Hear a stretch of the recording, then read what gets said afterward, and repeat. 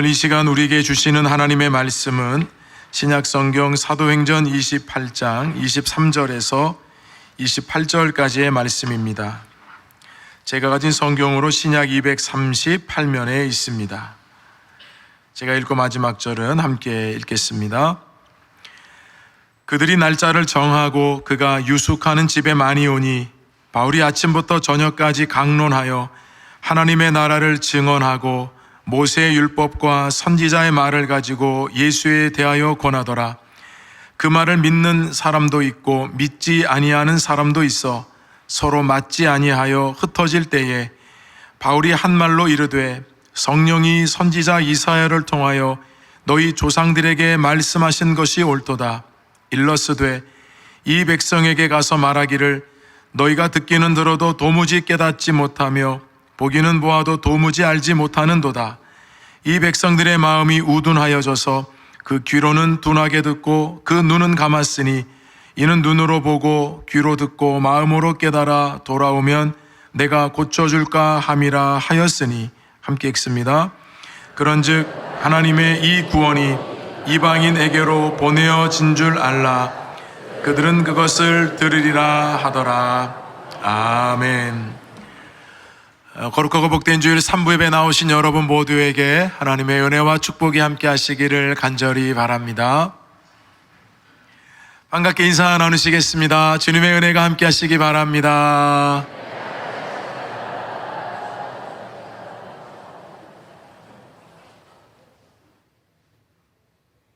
사진 한 장을 보여드리면서 설교를 시작하고자 합니다. 이 사진은 무슨 사진일까요? 놀이동산에 가면 보게 되는 회전 그네입니다. 다양한 세대, 인종, 학벌, 직종 상관없이 누구나 다 그네 타기를 원하는 사람은 타게 되는데요. 누구든지 그네에 탄 사람들이 각자의 의자에 앉아서 재미를 느끼며 또 안전하게 놀이기구를 즐길 수 있는 비결은 바로 회전 그네의 중심축에 있는 구심력 때문입니다.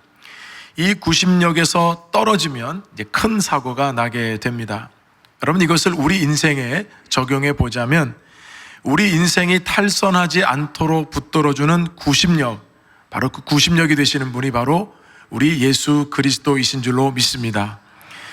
요즘 시대는 예전과 비교하면 너무나도 풍족한 세상이라서 부족할 것이 없을 것 같지만 사실은 더 많은 문제들이 발생하면서 뜻밖에도 더 많은 전문가들이 요구되고 있는 시대가 오늘날의 시대입니다.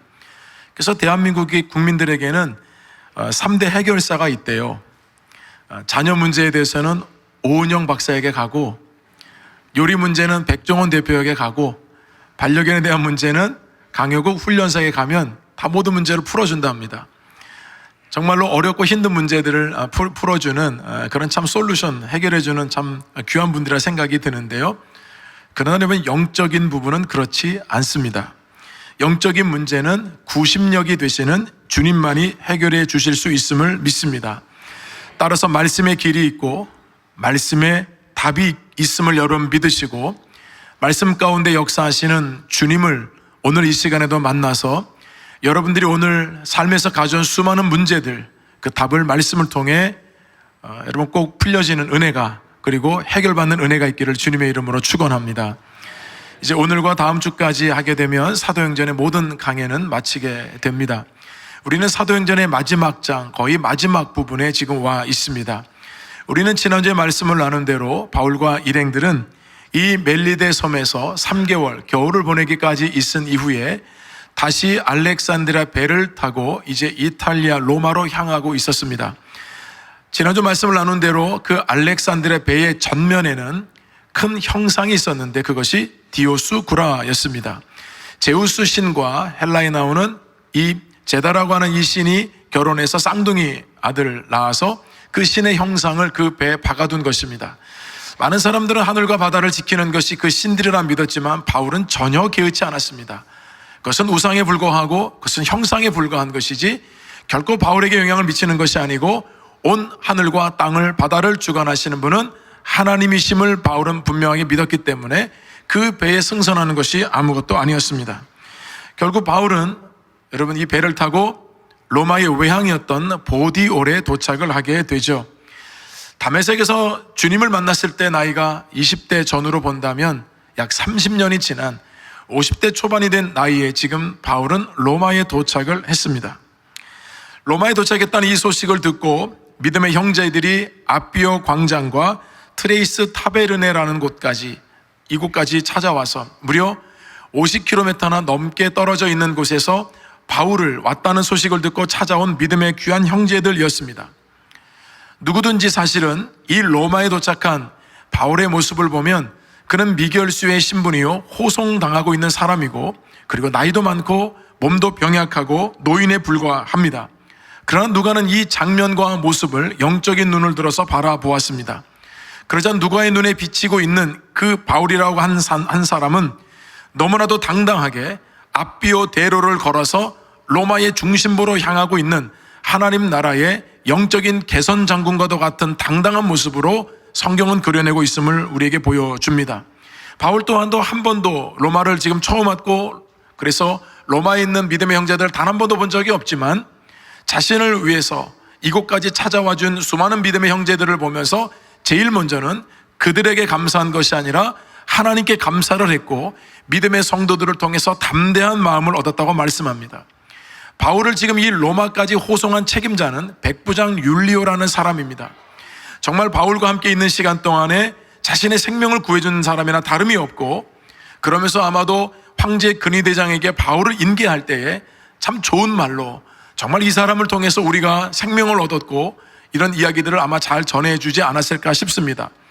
왜냐하면 황제 근위대장이 바울을 감옥에 집어넣지 않고 감옥 밖에 있는 한 공간에 이제 오늘 말씀에 나오지만 감옥 밖에 바울을 두고 군인 한 명으로 하여금 바울을 지키게 했기 때문입니다. 아마도 저는 첫 번째 이유가 가장 크다고 생각하고요. 두 번째가 있다고 한다면 로마 시민권을 가진 사람들이 모두가 다 황제에게 상소를 하면 다 로마로 왔기 때문에 여러분 감옥이 차고 넘쳤을 것입니다. 그 중에서 중한 범죄를 저지른 사람들은 다 감옥에 집어넣어서 재판받을 때까지는 감옥에 있었겠지만 그렇지 않은 이 바울과 같은 사람은 감옥 밖에 있는 여러 집들을 통해서 그들을 일단은 재판할 때까지는 이 보호해 주었음을 우리가 이해해 볼 수가 있겠습니다. 자, 그렇다면 지금 이 감옥 밖에 있는 곳은 어디인가? 오늘 23절에 보시면 유숙하는 집이라고 나와 있고 더 구체적으로 30절 말씀에 보면 셋집이라고 되어 있습니다. 이 셋집은 무료 교도소가 아니라 가택연금을 하고 있는 그 장소, 즉 본인이 세를 내고 거주할 수 있는 곳이 바로 셋집이라고 하는 곳입니다. 바울은 그곳에서 재판을 받기까지 사도행전 마지막 말씀해 보시면 무려 2년 동안이나 셋집에 있었다고 성경이 말씀하고 있습니다. 자, 그렇다면 이 2년 동안 이제 셋집에 있는 동안에 많은 사람들이 바울을 통해 복음을 듣게 되는데요. 로마에 있는 그리스도인들과 특별히 바울이 이 가택연금을 당하고 있을 때 감옥에서 쓴 편지 4권이 여러분 있죠. 그 서신서 중에 하나가 빌립보서인데 빌립보서 4장 말씀에 보면 바로 빌립보 교인들이 바울을 위해서 헌금을 해줬다 여러분 기록이 나옵니다. 그러니까 2년 동안 로마에 있는 동안에 로마에 있는 성도들과 빌립보 교인들의 도움을 받아서 2년 동안 연명했음을 우리가 알 수 있습니다. 자, 그러면 이렇게 미결수 신분으로 이제 가택연금 상태에 있는 이 바울이 로마에 도착해서 사흘이 지냈을 때에 누구를 자기가 머물고 있는 집에 초대하는가? 유대인들 중에 높은 사람들을 자기 셋집에 초대를 하게 됩니다. 자, 그 장면 우리 17절 한번 말씀 읽어보겠습니다. 사흘 후에 바울이 유대인 중 높은 사람들을 청하여 그들이 모인 후에 이르되 여러분 형제들아 내가 이스라엘 백성이나 우리 조상의 관습을 배척한 일이 없는데 예루살렘에서 로마인의 손에 죄수로 내어준 바 되었으니. 자, 지금 바울이 여러분 로마의 한복판에서 선포하고 선언한 첫 번째가 무엇이냐면 로마에서 전한 영원한 소망이라는 것입니다. 영원한 소망을 로마의 한복판에서 외쳤습니다. 여러분 생각해 보세요. 바울이 로마에 처음 왔습니다. 그런데 많은 믿음의 형제들이 그를 환영해 주었잖아요. 그러면 이제 가택연금 상태지만 머물 곳이 있었다고 한다면 제일 먼저 누구를 여러분 같으면 초대하시겠습니까? 나를 반겨주고 환영해 주었던 그 믿음의 형제들을 제일 먼저 초대할 것 같은데 바울은 그렇게 하지 아니하고 유대인들 중에 높은 사람들을 초대했습니다. 자, 여러분 당시는 로마가 지배하고 있기 때문에 절대 유대인들은 높은 직위를 가진 사람이 없습니다. 근데 번역상 유대인 중에 높은 사람 하니까 유대인들 중에서도 좀 로마에서 인정받아서 좀 직위를 높은 직위를 가지는 사람이 아닌가 생각에 또 혹 하실 수 있겠지만, 그런 의미가 아니라 로마에 있는 유대인들 중에서 좀 어른들 그리고 영향력이 있는 그런 사람들을 먼저 바울이 자기 집에 초대해서 자기가 전하고자 하는 메시지를 전하려고 했다는 것입니다. 그래서 바울은 자기 집에 이렇게 유대인들의 높은 분들을 먼저 초대해 놓고 이제 자기가 왜 로마까지 오게 되었는지에 대한 설명을 합니다. 오늘 본문 읽지 않았지만 오늘 본문 바로 앞에 보시면 그 내용을 누가는 아주 자세하게 기록해 줍니다. 먼저 그는 내가 이스라엘 백성이나 그리고 조상의 관습을 배척한 일이 없는데 예루살렘에서 그 유대인들이 자기를 로마인의 손에 죄수로 넘겨줬다는 겁니다. 여러분 맞죠? 그리고 여러 번의 재판을 여러 번 했잖아요. 그런데도 불구하고 자기의 죄목을 로마 사람들이 찾지 못했는데, 그래서 석방하려고 했지만 또 석방하게 되면 유대인들이 암살단들이 조직돼 있어서 자기를 이렇게 죽이려고 하는 음모들이 많아서 결국 자기는 스스로 바로 로마 시민권을 가지고 황제 가이사에게 상소해서 결국 자기가 로마까지 왔다는 이야기를 합니다. 그러면서 자기는 이곳까지 온 것이 자기 동족을 고발하려고 한 것이 아니라는 것을 명백하게 말합니다. 그것 때문에 유대인 중에 높은 신분을 가진 분들을 바로 바울이 제일 먼저 초대해서 이 이야기를 들려주고 있습니다. 그러면서 자기는 지금 쇠사슬에 매여 있다고 말합니다. 여러분 정말 그랬습니다. 가택연금은 손발이 자유로운 상태가 아니라 많은 학자들의 의견에 따르면 바울의 한 손과 그리고 바울을 지키고 있는 군인 한 손에 쇠사슬을 이어서 묶어놓고 그리고 가택연금을 했다는 것입니다. 그러니 바울이 말하기를 나는 이렇게 쇠사슬에 매여 있는 것은 내가 죄수이기 때문이 아니라 이스라엘의 소망 때문이라고 말합니다. 여러분 도대체 바울이 말한 이스라엘 소망이 무슨 말씀일까요? 여러분 유대인들은 다 소망을 가지고 살았습니다. 근데 그 소망이 무슨 소망이냐면 메시아에 대한 소망이었습니다.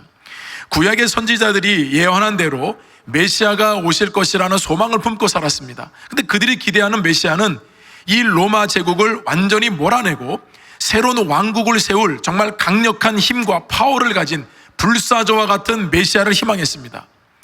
그러나 여러분 지금 바울이 말하고 있는 이스라엘의 소망의 메시지는 그런 것이 아니었습니다. 무력과 힘으로 다스리는 것이 아니라 그분은 이 땅에 오셔서 하나님의 나라를 선포하고 수많은 사람들의 영혼의 구원을 위해서 십자가에서 친히 죽으시고 사흘 만에 부활하셨던 그 예수 그리스도가 바로 이스라엘의 소망이라는 것을 명백하게 말하고 있는 것입니다. 여러분 바울이요 정말 자기가 출세하려고 했다면 그리고 명예나 부에 대해서 정말 관심이 많아서 적어도 나는 그렇게 살아야겠다고 생각했다면 얼마든지 이룰 수 있는 삶이었습니다. 그가 가지고 있는 베이직은 다른 사람보다 훨씬 더 여건이 좋았습니다. 로마 시민권도 가지고 있었고요, 가말약벌에서 공부도 그렇게 많이 했고요, 젊은 나이에 바리새인이 될 정도로 굉장히 전도 유명한 청년 아니었습니까? 근데 주님을 만난 이후에 그는 완전히 바뀌었습니다. 그의 가슴 속에는 오직 예수 그리스도만이 새겨졌고 그의 가슴 속에는 예수 그리스도에 대한 소망으로 가득 찬 줄로 믿습니다. 그래서 그는 주님을 만난 이후로 완전히 다른 삶, 복음을 전하는 삶, 지금 우리가 로마까지 여러분 바울을 보고 있지 않습니까? 오직 그의 가슴 속에서는 내가 예수 그리스도의 사람이라는, 그래서 이 복음을 끝까지 내 사명을 다해 전해야 된다는 그 하나만으로 살고 있는 모습을 우리에게 보여주고 있다는 겁니다. 개봉을 열흘 정도 앞두고 있는 한국 영화 한 편이 있습니다. 1947, 제목이 뭐죠? 보스턴이라고 하는 영화인데요, 최근에 이 영화에 관련된 내용들이 신문에 많이 나오길래 제가 좀 관심 있게 살펴보았습니다. 우리가 잘 알고 있는 1936년 베를린 올림픽 세계 마라톤 대회에서 금메달을 딴 사람이 바로 손기정 선수입니다. 하루아침에 민족의 영웅으로 떠올랐지만 그러나 일제치하에 있었기 때문에 한국인으로서 금메달을 따고 그 시상대 맨 꼭대기에 올라갔지만 애국가가 울려 퍼진 것이 아니라 기미가요가 울려 퍼졌습니다. 금메달리스트에게 주는 그 월계관과 그리고 이 화분을 주었는데 화분을 가슴에 안고 일장기를 가리고 있는 그 손기정 선수의 모습은 참 우리들에게 많은 감동을 주지 않았습니까? 그 이후로 일제 탄압으로 인해서 달리기를 하지 못했습니다. 그런 가운데 우리나라 해방을 맞이하고 1947년 제2의 손기정이라고 불리고 있는 서윤복이라고 하는 그 선수에게 이 손기정 선수가 훈련하고 가르쳐서 드디어 이 보스턴 마라톤 대회에 나가게 됩니다. 이 대회에 나가게 되는 단 하나의 명분과 단 하나의 이유와 단 하나의 목적이 있었습니다. 그것이 뭐냐면 해방을 맞은 우리 대한민국이 처음으로 태극마크를 가슴에 달고 코리아라는 이름을 달고 전 세계 앞에서 달려서 반드시 금메달을 따자는 것이었습니다. 나라가 독립을 했으면 당연히 우리 기록도 독립이 되어야지. 여러분, 이런 마음을 가지고 코리아를 가슴에 새기고 마라톤 대회에서 우승을 하게 됩니다. 제가 너무 설명을 잘했나요? 여러분, 꼭 더 자세한 내용은 감동적으로 영화관에 가서 꼭 보시면 좋겠고요. 제가 여러분 그 기사를 읽는 것만으로도 가슴이 뭉클했습니다. 맞습니다, 여러분. 단 하나의 명분, 단 하나의 이유, 단 하나의 존재 목적은 대한민국이라고 하는 이 코리아라고 하는 이름을, 광복의 기쁨을 가슴에 새기면서 전 세계에 우리나라가 존재한다고 하는 것을 내가 달리기를 통해서, 마라톤을 통해서 반드시 사람들에게 알릴 것이라는, 여러분, 그런 사명을 가진 사람이 주변을 볼 수 있겠습니까? 다른 어떤 것에 마음을 기울일 수가 있겠습니까? 오직 그 목표 하나만을 향해서 달려와서 그 우승을 여러분 하게 돼서 민족의 자존심을 살려준 것입니다. 우리는 여러분 하나님 나라의 대표 선수 아닙니까? 하나님 나라를 향하는 우리들이, 여러분, 무엇이 바쁘다고, 무엇이 관심 있다고, 누가 나에게 관심을 기울여 달라고 한들, 여러분 다른 것에 다 마음과 생각과 시간을 다 빼앗기면 언제 어느 때 여러분 그 목표를 여러분 달성하고 그 골에 우리가 도착을 할 수가 있겠습니까? 바울은 말씀에 기록한 대로 끝까지 한눈 팔지 않고 달려올 수 있었던 그 이유는 그 가슴 속에 그리스도에 대한 충만한 소망이 있었기 때문입니다. 예수님께서 온 인류의 구원을 위해서 십자가에 죽으신 것이 확실하고 약속하신 대로 사흘 만에 부활하신 것이 확실하기에 여러분 그 복음을 사람들에게 만나는 곳마다 여러분 전하는 것을 두려워하지 않고, 심지어는 자기가 쇠사슬에 이 나이에 매여 있는 것 또한도 부끄럽거나 두렵지 않다라고 많은 사람들에게 선언했던 것입니다. 그야말로 여러분 바울은 어떤 취미도 없었어요. 어떤 특기도 없었습니다. 특기가 정말 있다고 한다면 끝까지 복음을 전하는 그 사명 하나요. 여러분, 우리는 복음을 전하는 일 이외에 너무나도 많은 특기를 가지고 있죠. 너무 많은 취미가 있죠. 주님을 위해서는 우리가 드릴 만한 것이 별로 없는데, 세상에서는 여러분 우리가 너무 많은 것들을 쓰고 너무 많은 시간들을 그곳에 할애하고, 어느 순간 여러분 우리가 정말 목표를 가지고 그 목표점에 여러분 당당하게 골인할 수가 있겠습니까? 바울은 자기 자신이 이렇게 매여 있음에도 불구하고 당당하게 유대인들의 지도자들을 초청해서 이 메시지를 전할 때에 그 유대 지도자들의 반응이 여러분 그대로 나옵니다. 그들이 이렇게 얘기합니다. 우리는 당신에 대한 이야기를 예루살렘에서 편지를 받은 적도 없고 당신에 대해서 부정적인 이야기를 들은 것도 없다. 그리고 당신이 복음을 전할 때마다 많은 사람들에게 어려움을 겪고 있다는 소문을 우리는 익히 들어서 알고 있다. 자, 여러분 이 장면을 생각해 보십시오. 만약에 이 유대 지도자들이, 영향력 있는 사람들이 바울의 얘기를 듣고 바울에 대한 선입견을 가지고 있었거나 바울을 못 믿을 사람으로 여겼다고 한다면 여러분 결코 바울이 로마에서 복음을 전하는 데 있어서 엄청난 장애를 받았을 것입니다. 저는 이것도 하나님의 은혜라 생각해요. 그래서 그 유대 지도자들이 바울의 얘기를 다 들은 다음에 어떤 선입견도 없이 여러분 바울의 얘기를 다 들은 다음에 자기 집으로 돌아가게 됩니다. 자, 그런 가운데 이제 바울이 머물고 있는 이 세 집에 많은 사람들이 몰려오게 됩니다. 자, 우리 본문 23절 함께 읽어보겠습니다. 그들이 날짜를 정하고 그가 유숙하는 집에 많이 오니 바울이 아침부터 저녁까지 강론하여 하나님의 나라를 증언하고 모세의 율법과 선지자의 말을 가지고 예수에 대하여 권하더라. 자, 두 번째, 바울이 로마의 한복판에 서서 외쳤던 것은 바로 로마에서 이방인에게로 확장되는 복음을 선언했다는 것입니다. 바울이 유숙하고 있는 이 세 집에 날짜를 정하고 사람들이 찾아왔습니다. 아마도 바울이 로마까지 왔다는 것에 대한 호기심도 여러분 있었겠죠? 그리고 바울이 정말 전하는 복음의 내용이 무엇인가 궁금해서 정말 그 메시지를 듣고 싶어서 찾아온 사람들도 있었을 것입니다. 세 집까지 찾아온 사람들은 바울이 아침부터 저녁까지 강론했다 이렇게 되어 있는데, 이 아침이라는 단어는요 동이 틀 무렵입니다. 굉장히 여러분 사람들이 일찍 왔다는 얘기죠. 동이 트자마자 사람들이 바울이 있는 세 집으로 찾아왔다는 얘기입니다. 저녁까지라는 말은 해가 뉘엿뉘엿 질 때를 뜻합니다. 그렇다면 바울이 새벽부터 저녁까지 그 세 집에 머물러 있으면서 수많은 사람들이 계속해서 오가면서 바울이 전하는 메시지를 여러분 들었다는 얘기가 아니겠습니까? 강론을 했다 이렇게 번역을 했는데, 강론했단 말은 상세하게 복음의 내용을 설명하고 가르치면서 설득했다는 뜻입니다. 바울은 지병이 있습니다. 그리고 인생의 말년에 접어들어 있습니다. 건강이 여의치 않고 나이도 많고 그것도 헛간과도 같은 이 셋집에서 불편한 몸을 가지고 한 손에는 지금 쇠사슬이 묶여있는 채로 있는 이 바울, 여러분 모습을 생각해 보십시오. 그런 가운데 이렇게 새벽 동이 트자마자 사람들이 와서 바울에게 복음을 듣기를 원해서 바울은 마다하지 아니하고 저녁까지 여러분 그 사역을 감당했다고 생각해 보십시오. 결코 쉬운 일이 아니었을 것입니다. 정말 내가 마지막 순간까지 내 호흡이 나는 날까지 복음을 위해서 살아가야겠다는 여러분 그런 각오와 결단을 매일매일 하지 않고서는 어떻게 여러분 이 일을 감당할 수 있겠습니까? 우리가 바울 여러분 이 스토리를 따라오고 있지만 정말 바울은 복음의 모든 것을 올인한 사람이 아니겠습니까?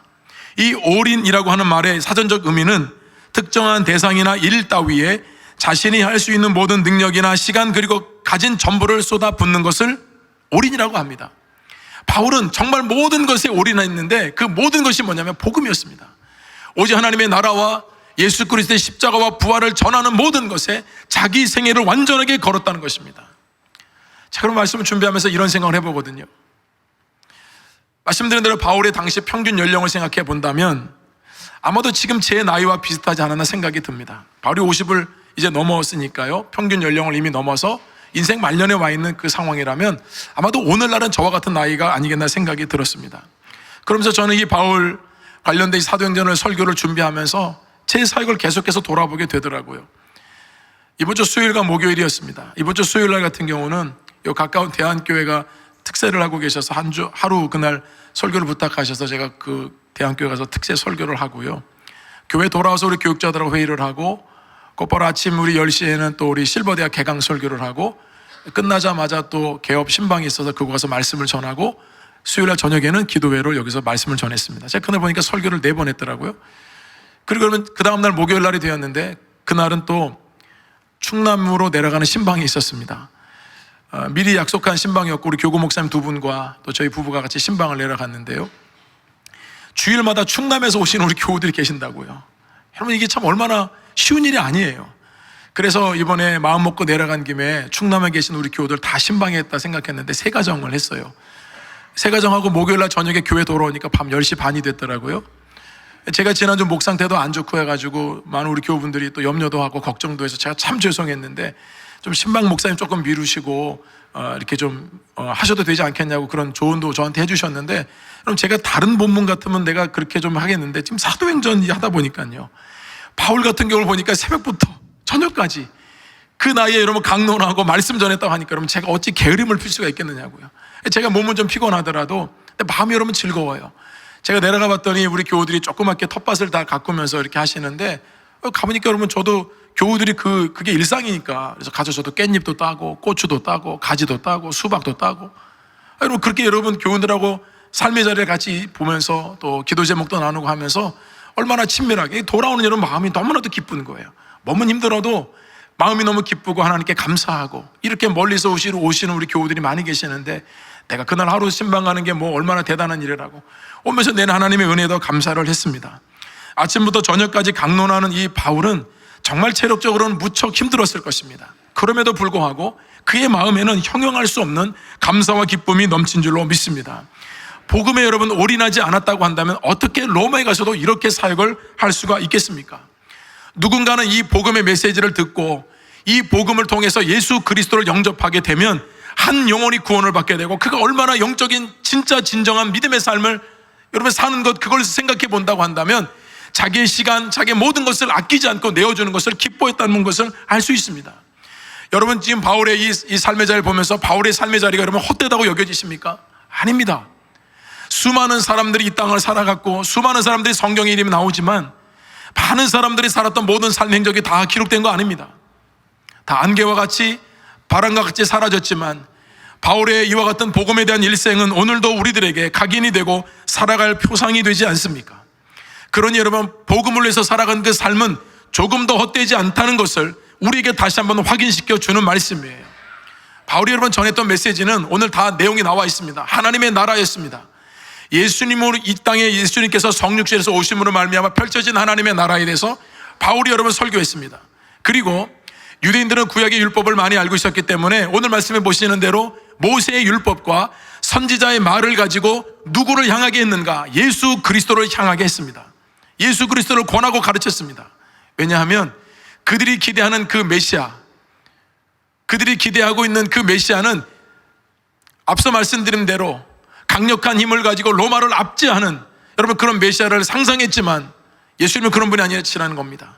예수님 이 땅에 오셔서 진정한 하나님의 나라를 이루셨고, 그분이 말로 우리 예수 그리스도가 우리의 구원자요, 구세주요, 영원한 소망이라는 것을 많은 사람들에게 선포했던 것입니다.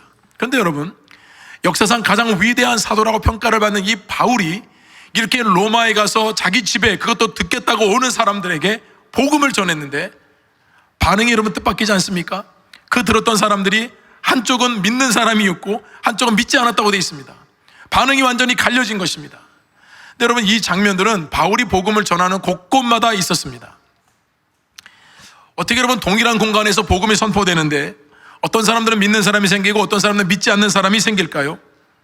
바울이 여러분 광장에 나가서 전한 게 아니에요. 자기들이 제 발로 찾아와서 복음을 들었는데도 믿는 사람이 생기고 믿지 않는 사람이 생겼습니다. 바울이 1차 전도여행 비시디아 안디옥에서 할 때도 마찬가지였습니다. 그때도 바울이 복음을 전할 때 일부 유대인들은 바울이 전한 복음을 시기하고 비방했습니다. 근데 거기에 중요한 말씀이 나옵니다. 다 그렇게 한 거 아닙니다. 바울이 메시지를 전했을 때 이렇게 되어 있습니다. 그러나 영생을 주기로 작정된 자는 다 믿더라. 하나님께서 구원하시기로 작정된 사람은 그 복음의 메시지를 받아들고 구원의 은혜와 감격을 누리면서 구원을 받게 되었다는 뜻입니다. 로마에서도 믿지 않았던 사람들은 비시디아 안디옥에서 믿지 않은 사람들과 반응이 똑같았습니다. 반면에 비시디아 안디옥에서 믿었던 사람들, 그 사람들은 로마에서도 믿는 사람들과 반응이 똑같았습니다. 아마도 여러분, 이 로마에서 바울이 전한 복음을 듣고 예수 그리스도를 영접한 사람들은 몸에 전율이 느껴졌을 것입니다. 왜냐하면 나같이 부족한 사람을 하나님께서 구원해 주시기 위해서 저 위대한 사도 바울을 로마까지 보내셔서 바울이 전하는 복음의 메시지를 나로 하여금 듣게 하셔서 나를 구원하게 하셨다고, 여러분, 그게 확신이 들면 몸에 전율이 안 생기겠습니까? 이것처럼 하나님의 놀라운 섭리와 계획이 어디 있겠습니까? 그러니 여러분, 참 놀랍지 않아요? 믿는 사람들은 이렇게 반응하지만 바울이 전했음에도 불구하고 믿지 않는 사람들이 있었다. 그러면서 성경은 서로 맞지 않아서 흩어졌다고 말씀합니다.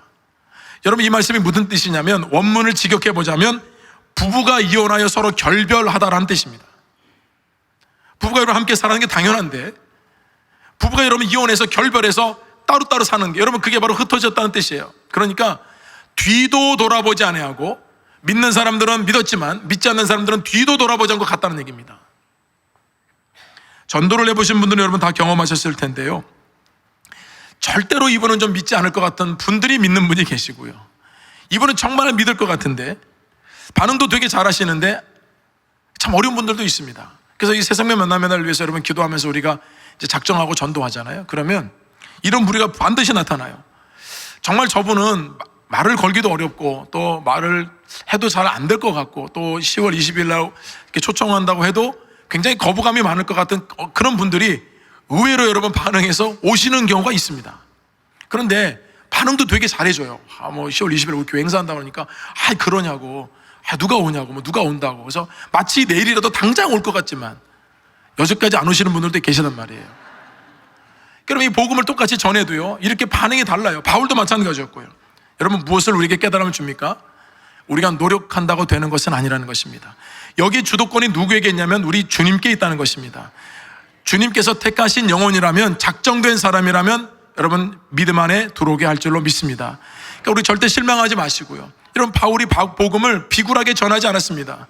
예수 그리스도라는 여러분 그 이름이 온 세계를 여러분 지으셨고 창조하셨고 지금도 다스리고 통치하고 계시는데 우리가 왜 예수님의 이름을 여러분 굴복적으로 전해야 됩니까?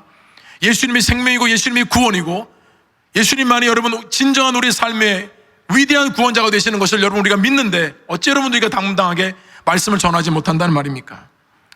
이렇게 여러분 갈라지는 반응을 보면서 바울은 구약에 있는 이사야 선지자의 말씀을 인용합니다. 이사야 6장에 나오는 말씀인데요, 그 말씀이 어떤 말씀을 인용하는지 우리 26절 7절 함께 읽어보겠습니다. 일러스되 이 백성에게 가서 말하기를 너희가 듣기는 들어도 도무지 깨닫지 못하며 보기는 보아도 도무지 알지 못하는도다. 이 백성들의 마음이 우둔하여져서 그 귀로는 둔하게 듣고 그 눈은 감았으니 이는 눈으로 보고 귀로 듣고 마음으로 깨달아 돌아오면 내가 고쳐줄까 함이라 하였으니. 이사야 선지자를 하나님이 이스라엘 백성들에 보내셨어요. 다시 말씀 듣고 돌아오라고. 메시지를 전했더니 메시지를 들어도 알지 못해요. 들어도 깨닫지 못해요. 눈으로 보는데 눈을 감고 있는 거나 다름이 없어요. 결국 여러분 하나님 말씀을 순종하지 않아서, 듣지 않아서 결국은 바벨론 포로로 여러분 잡혀가게 되는 것을 바울은 상기시키고 있습니다. 똑같은 현상이 지금도 나타나고 있다는 것입니다. 그러면서 바울은 그 로마에서 그 위대한 하나의 선언을 하게 됩니다. 그 말씀이 28절이에요. 읽어보겠습니다. 그런즉 하나님의 이 구원이 이방인에게로 보내어진 줄 알라. 그들은 그것을 들으리라 하더라. 여러분, 이제 로마에 전해진 이 복음의 촛대가 이방인에게로 옮겨지게 될 것이라는 것입니다. 이방인들에게 복음이 전해질 때 그들은 그 메시지를 듣게 될 것이라 말씀하셨습니다. 여러분, 이 메시지 중요한 것은 사도행전 9장에서 주님께서 다메섹에서 바울을 만나 주셨을 때에 이렇게 말씀하셨습니다. 이 사람은 내 이름을 위하여 이방인과 임금들과 이스라엘 자손들에게 전하기 위하여 택한 나의 그릇이라. 이방인, 임금들, 이스라엘 자손들, 온 민족을 상징하는 말씀이에요. 그러나 제일 먼저는 이방인을 말씀하셨습니다.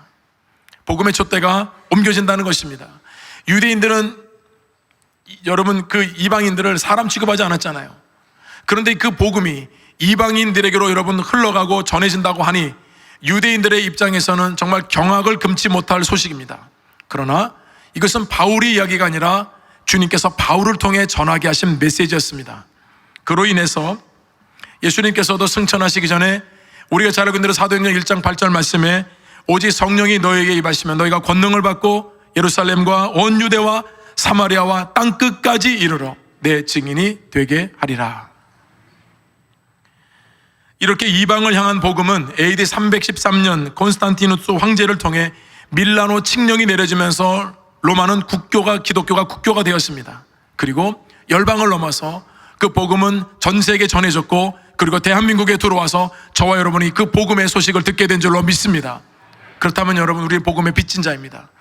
이 복음을 아직도 듣지 못한 사람들에게 우리가 예수 그리스도를 전하고 십자가와 부활을 전하는 것은 마땅히 우리 그리스도인들이 해야 할 사명인 것입니다. 10월 22일 새생명 만남의 날은 이벤트가 아닙니다. 하나의 행사가 아닙니다. 우리 주님께서 이와 같이 복음을 통해 나를 구원해 주셨는데 나는 여전까지 내 신앙에만 급급해하고 정말 복음을 들어야 할 사람들이 우리 주변에 있음에도 불구하고 전하지 못했던 우리를 스스로를 부끄럽게 여기면서 하나님, 이번 기회에 내가 우리 사랑하는 가족들, 또 친척들, 남편, 아내, 부모님, 내 이웃들 정말 담대하게 복음을 전해서 그분들 또한도 예수 그리스도를 영접해서 영원한 삶을 얻을 수 있도록 여러분 우리가 함께 기도하고 또 우리가 함께 하나님 앞에 엎드려서 그 영혼들을 위해서 부르짖어야 할 줄로 믿습니다.